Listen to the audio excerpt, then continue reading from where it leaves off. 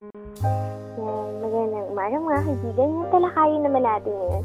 So, bakit nga ba ang mga lalaki sanay magtago or magtago ng sekreto or magsinungaling ba sa kanilang mga girlfriend? Kasi diba, kung tutuusin, araw-araw natin sinasabi sa kanila na I love you, mahal kita, ikaw lang talaga mabayos para sa akin. Pero, bakit ganoon? Diba, hindi talaga nila maiwasan na magsinungaling, na iti-text mo, nasan ka ba? Kamusta na? Kumain ka na ba? Saan ka? Sa bahay ka ba? And then sasabihin na, ay opo, patulog na nga ako eh. Good night, baby. At malaman-laman mo, kinabukasan nasa bar. Diba? Parang, bakit pa kailangan sabihin mo sa akin na matutulog ka na?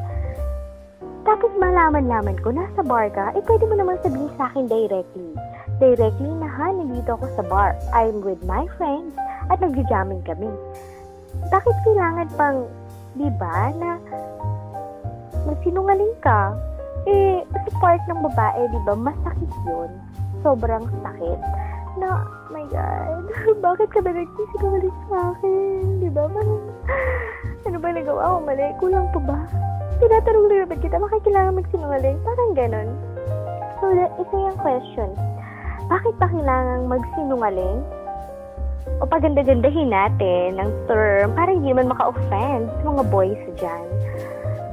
Bakit nga ba nagsisikreto o hindi nagsasabi ng totoo ang mga lalaki sa kanilang girlfriend?